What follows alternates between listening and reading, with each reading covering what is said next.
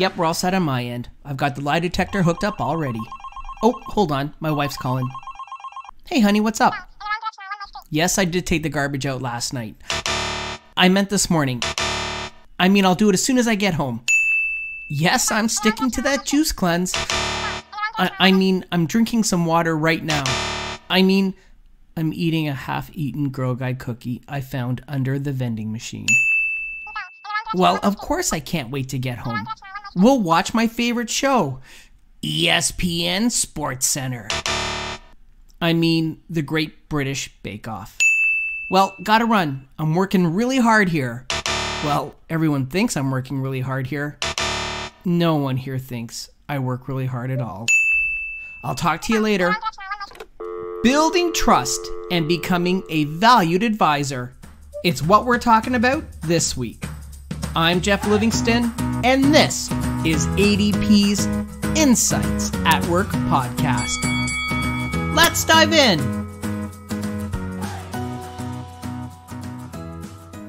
This is the podcast that looks at what's happening in the HR world, takes your questions and studies the research to help HR experts move forward. It's prepared by HR experts for HR experts. Trust. It's something that takes years to build, seconds to break, and forever to repair. And it's something that I believe can make or break the relationship between a manager and their team. And that's why the insights that today's guest will share are so relevant.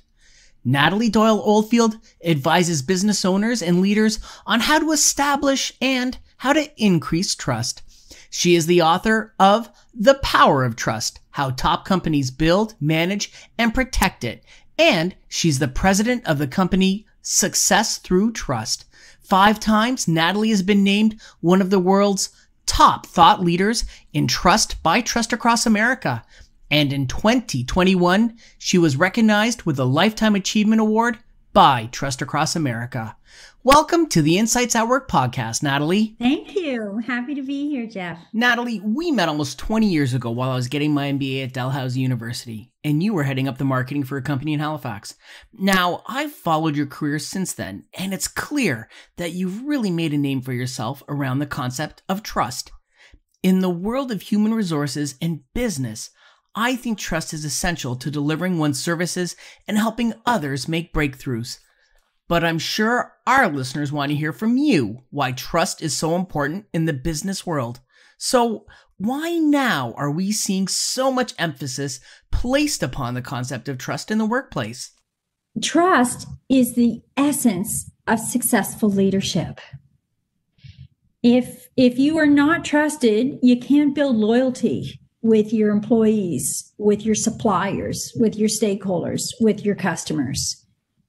Without trust, there is no sale, right? At the end of the day, you can have the best product or the best service, but if you don't have the trust of your employees, you can't build it. And if you don't have the trust of your customers, they're not going to buy it.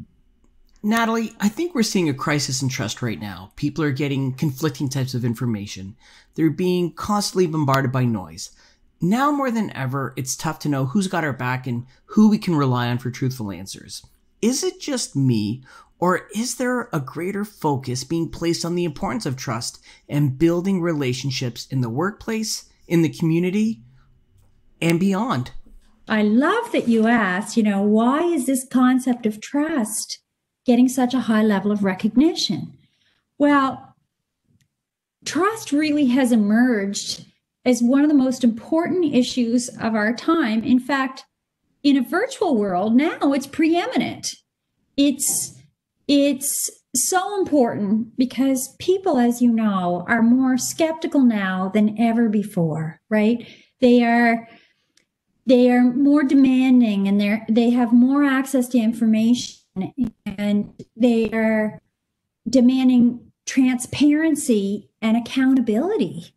And, if you think about it, in the last week or so, and this could be any week, but I'm just talking about the last week or so, we've seen resignations from senior executives and politicians in government, in private companies, in publicly traded companies, health organizations, law enforcement agencies, because of misbehavior. And this all undermines trust, right? So it is very important. And, on a personal level, another reason why it's so important is because if you think about it, we're not going to order takeout from a restaurant if we don't trust that restaurant. We're not going to go to a hardware store to buy windows or to buy paint if we don't trust that they have a commitment to safety. And we're not going to hire a professional, whether that's, a dentist or a doctor or an engineer or a lawyer or an accountant or a consultant, if we don't trust their advice. Or if we just think that, they're trying to sell us something. So trust is really, as I said, one of the most important issues of our time. Natalie, I couldn't agree more. So tell me, what was your aha moment that led you to discovering just how important trust is when it comes to the workplace? And what started you on this trust journey? As you know, I was leading a marketing team for a software company here in Canada.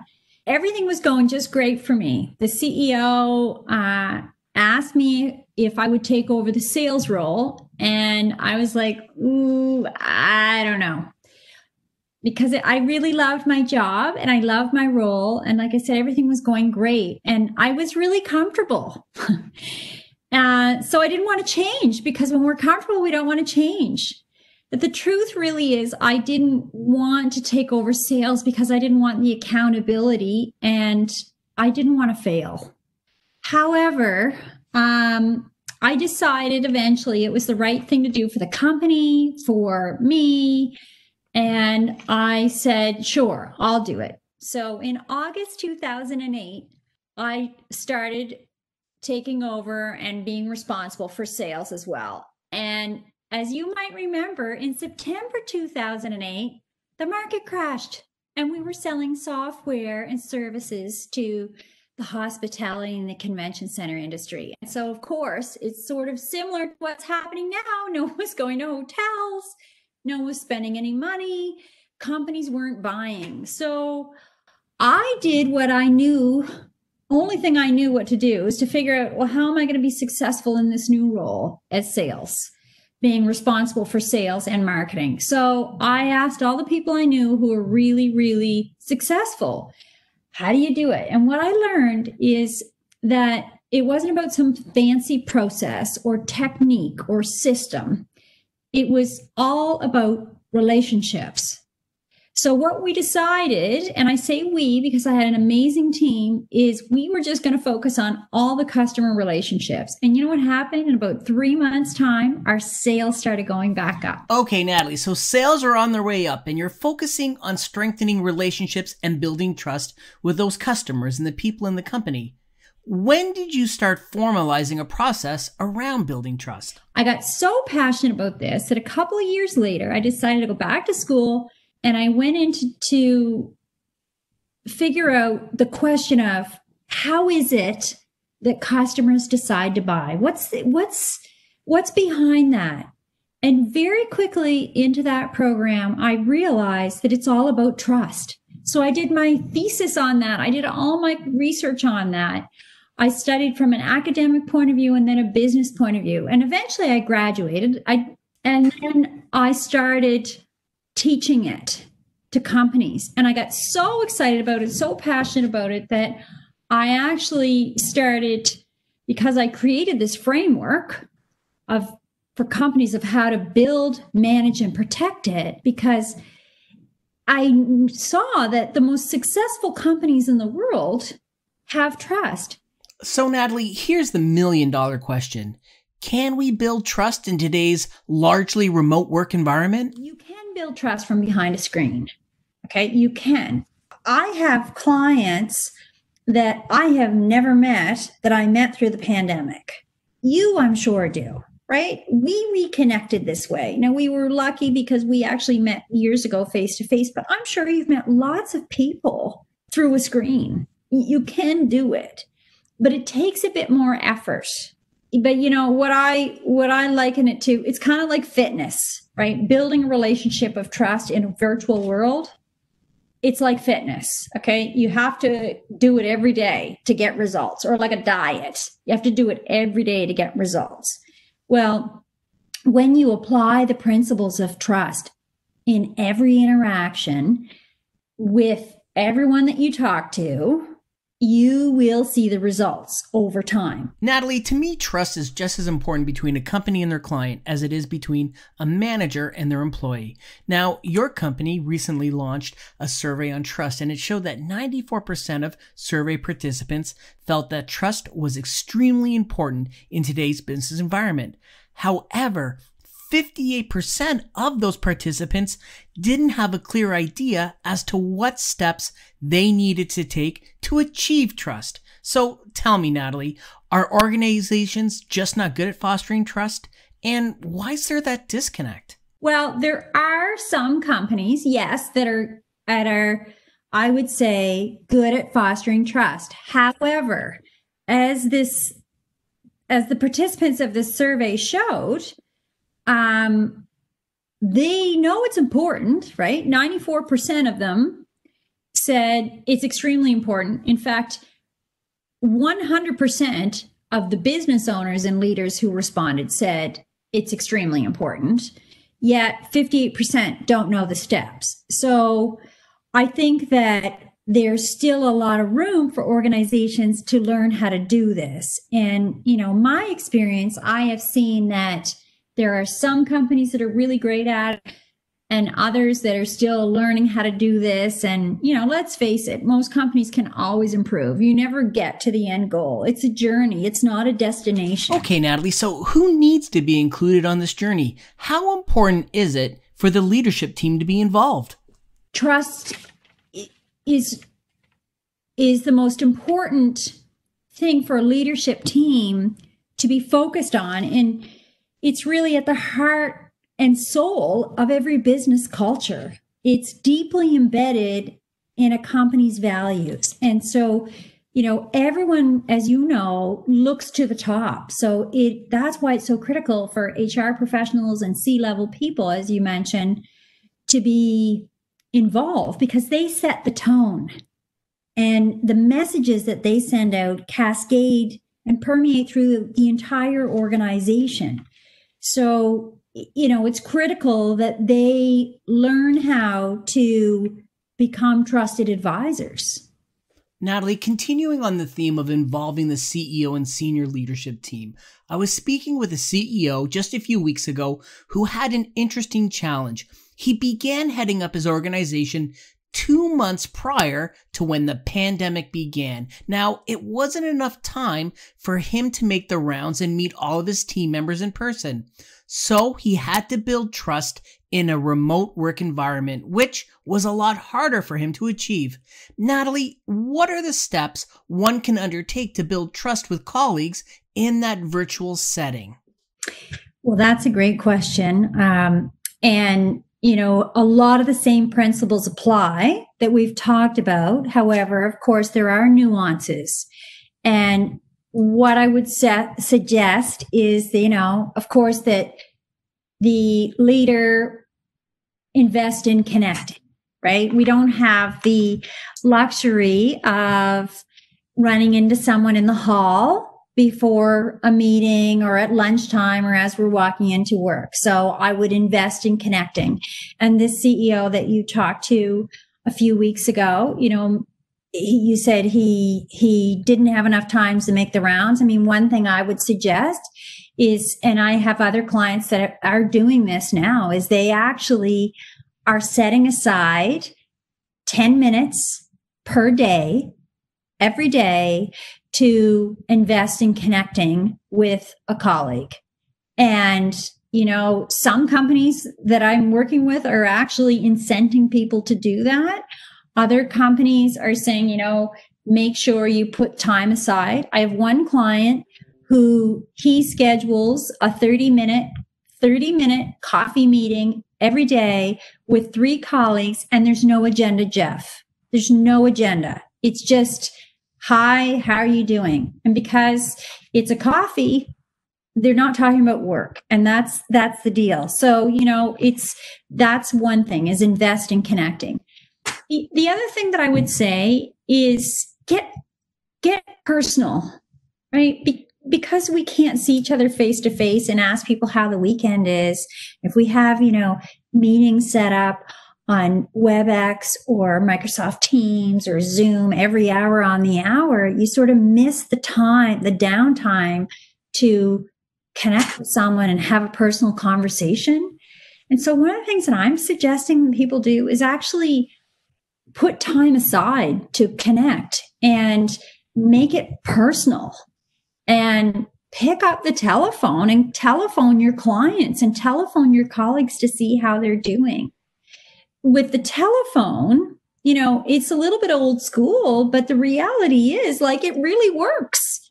You can have much different interaction on video conference like we are right now, or on the telephone, than you can by email. And I see a lot of folks that I work with that ask me to do programs with their companies because people are getting really comfortable hiding behind a text or an email.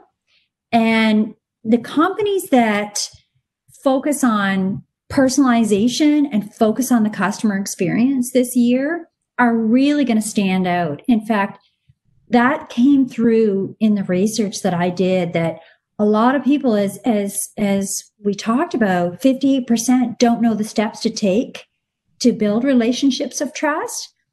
And a big part of that is that they don't know how to personalize things. So, there's lots of things you can do, but those are two ways that I would start. Natalie, based on what we've discussed so far, I bet that there's a strong correlation between the level of trust an organization might show and the impact it has on the financial health and success of the company. What are those proof points that an HR professional can take to their leadership team to convince them to invest in building a trust strategy? Well, I could share with you, Jeff, so many statistics. Here in Canada, 91% of Canadians buy from companies they trust, and 81% of Canadians pay more for products or services they trust. I could share with you that worldwide, 68% of people recommend companies that they trust. There are lots of statistics. I could rattle more off. And as I mentioned in the research that I did this year, 100% of business owners believe that it's extremely important to their success. It affects everything from productivity to engagement to sales to revenue. But at the end of the day, it impacts the bottom line in so many different ways. Whether you are a frontline leader, an HR leader, a technical person, a salesperson, it doesn't matter what your role is. When I do workshops, virtual or face-to-face, in all parts of the world, what I find when I ask the question to give me an example of a name of a company that they can trust, a company that provides them with a great customer experience, that they're loyal to, that they're going to tell their friends about, they're going to continue to buy from. What I find incredible is that I could be doing this workshop in downtown Toronto near your office. I could be doing this workshop in Vancouver, in Halifax, in Montreal, San Diego, with people from New York or Buffalo. And every single time, Jeff, without fail, the names of the companies are similar that they mention. So one name of a company, as an example, that's always mentioned if I ask people is Costco.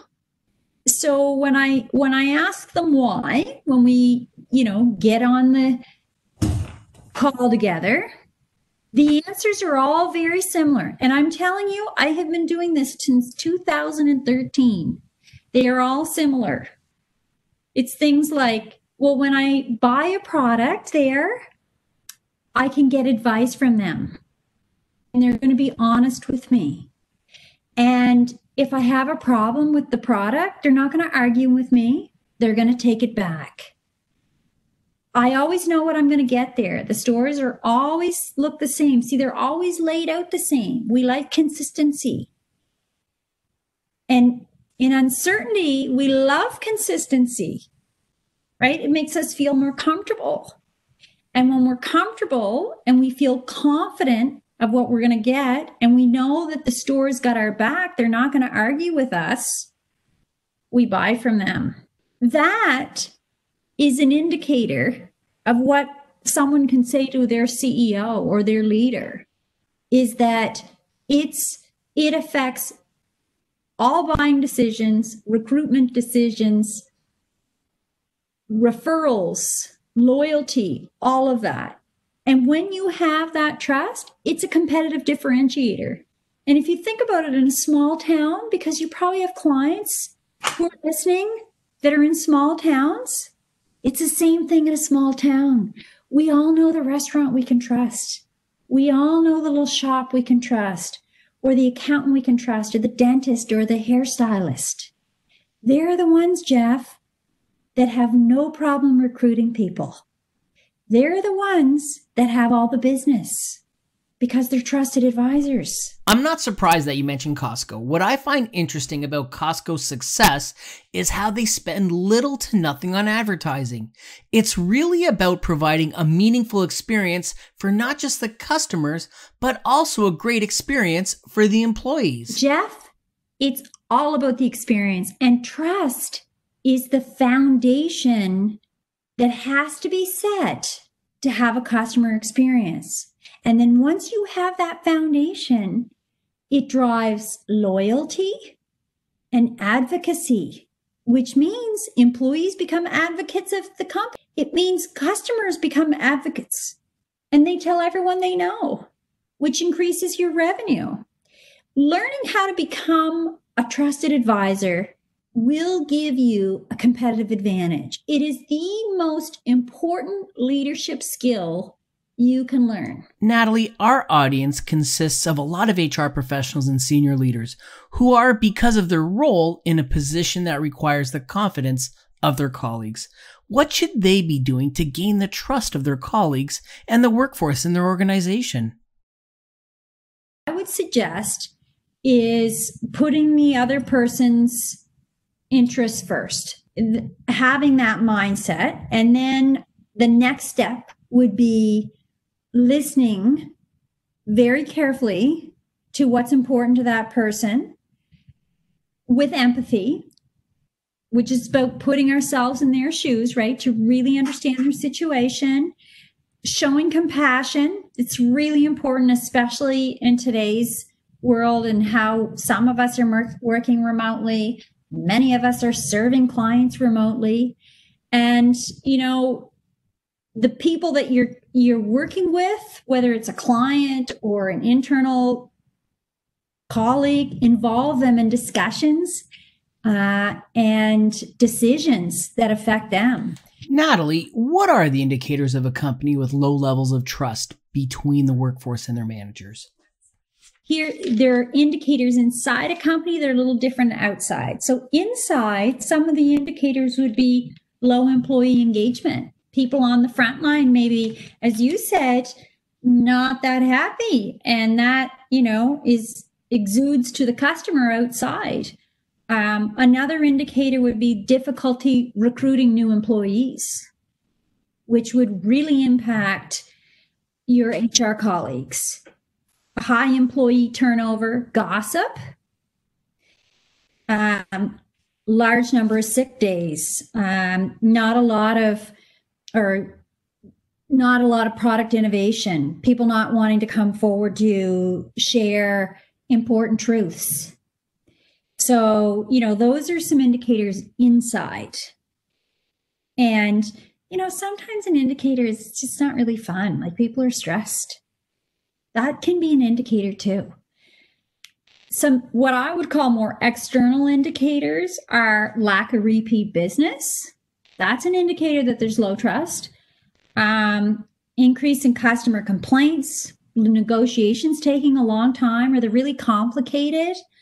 And you have to sign like long, complicated contracts, long sales cycles, and or contracts not getting renewed, new project opportunities not coming up, no referrals. So these are just some indicators. So, Natalie, what are those things that a manager or a team can do to increase the level of trust they feel between each other? We could talk about this all afternoon, this one question. It's a great question. There are certain things you can do to get there with the team faster. And really, I mean, one of the things, if we talk about teams, it starts with everybody on the team having the same purpose, going for the same goal and objective. That's a great starting point. As you know, I've created a framework and a step-by-step process. So I would start by putting the other person first. And this is what a leader can do too, whether it's a new employee or a leader. You start by putting the other person first. And you would do that by listening to them, like really listening to them to understand what's important to them, empathize with them, and show your compassion and involve them in decisions and discussions that affect them. And, you know, if you're a leader and you're trying to figure out how can I build trust with my colleagues and how can I gain the trust of, you know, colleagues throughout my entire workforce, whether you're a workforce of 10 people or 10,000 people, one thing that you can do is admit your mistakes and be honest with them. And as you said, like ADP was in the beginning of the pandemic, be transparent. When I think of the concept of trust in the workplace, I think it's made up of so many intangibles like company values, transparency, oversight, corporate culture, and reliability that an organization or a coworker is going to do what they say they're going to do. Natalie, is trust something you can measure? And if so, how? Is there a way they can benchmark or quantify the level of trust across a company? So, Jeff, trust is tangible. You can manage it and you can measure it. And there are assessments and tools to measure trust inside an organization and externally. When I work with a leadership team that we use to assess the trustworthiness and the people on the team, and they identify the gaps and the strengths and the weaknesses and where we need to focus. And I've also created a measurement tool, as I mentioned earlier, called the Client Trust Index. And that gives an organization a quantitative trust equity score. So in addition to this score, it identifies the gaps, the areas of strength and improvement, and specific behaviors that need to change. And I have a number of clients that use that as a key performance indicator. So they look at it 1 year and then they make the improvements to what needed to be improved with what specific segment, what audience, what stakeholder group, and they measure again. You know, Natalie, measuring is so important, especially when it comes to things like trust, because it impacts employee engagement.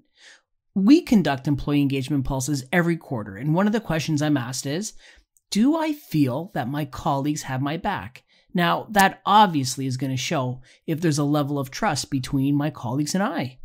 Yeah, and you know, what a great question to ask. I was doing a seminar years and years ago, and it was face-to-face. It was a professional development day, and I needed help because there were so many people there were 50 people in the audience, and we were doing a workshop. And I'll never forget this as long as I live. So I asked him if he would come to work with me and help me out. All this to say, he got in this group and they befriended everyone in this group. And so he started participating. And after, I started the morning with, so what does trust mean? And all the different groups wrote the words down. And then I asked one person from each group to stand up and say what it meant. So the group that my son was at the table with, they all said, well, you do it. You say it, Patrick. That's my son's name. Okay. So as you know, he's in fourth year university now. But at the time he was in grade 10. So he got up and he said, well, it's kind of like my hockey team, Mom. And I was mortified, okay, because here I am in this group of all these executives thinking, okay, like I'm just really trying to do a great job here. He goes, it's like my hockey team. Everybody's got their part to play.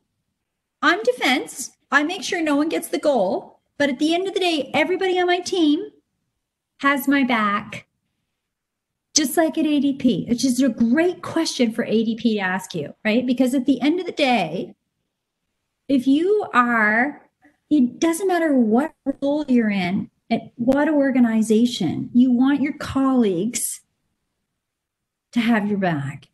And if you think about what trust means to an employee, that's what it means. And if you think about what trust means to a customer, it means the company is going to do the right thing for me and they're going to have my back. They're going to act in my best interests. Yeah, absolutely. It really is like being on a sports team. We're all playing our part to achieve that common goal. If you're an HR manager, the customer is an internal customer most likely in your company. So when I say customer, I really mean whoever it is that you serve. So, it's very much like a team sport. Okay, Natalie, and now for my favorite part of the podcast, when I get to learn just a little more about you. It's when we get to hear all about your favorite things. Are you ready? I'm ready, okay. I'm ready. I don't know what you're going to ask me, but I'm ready. Okay, well, they're pretty straightforward. Natalie, what's your favorite tool to help you get work done? Oh, that's easy. Pen, paper, Sharpies, notebooks. Old school. Awesome. I'm very old school. I got a lot of pens and paper and notebooks. Natalie. Highlighters. Highlighters. Natalie, what's your favorite resource to go to for industry information? Google, LinkedIn, and the telephone. Natalie, I couldn't agree more. I love the telephone. I know, and you can get information so much quicker if you just telephone the source. You can have a personal connection, right? Building trust is all about having a personal connection, right? There's an emotional element. It's emotional, behavioral, cognitive. And what's your favorite music album of all time? Well, I don't really have one. I really like books, Jeff. However, I do like all types of music. Well, what was your first music album you bought? Grease. Okay, and we'll wrap it up with this final question. Natalie, what is your favorite piece of advice that you give to someone who's just starting out in their career? I would say that the difference between ordinary and extraordinary is extra. And do the extra things. Go the extra mile. Be extraordinary in everything you do. Well, Natalie, it's always been extraordinary whenever we've gotten together, and today's podcast experience is no different. Now, before we wrap up, I'd be remiss if I didn't let the listeners know that they could reach you directly at successthroughtrust.com, as well as pick up a copy of your book, The Power of Trust: How Top Companies Build, Manage, and Protect It, through Amazon or their favorite book retailer. Natalie, thank you so much for sharing your insights with me today. Thanks for having me. And this is the part of the podcast where I thank everyone for listening in. I know it's tough to find time to carve out for thought leadership, and I appreciate you, the listener, for making the time for us. Anything we can do to help ourselves get better at something is time well spent. On our next episode, we'll be talking with more HR experts about today's most important HR issues. I'm Jeff Livingston. Thanks for listening. Stay safe, stay healthy, and be kind. We'll see you soon on our next episode of ADP's Insights at Work.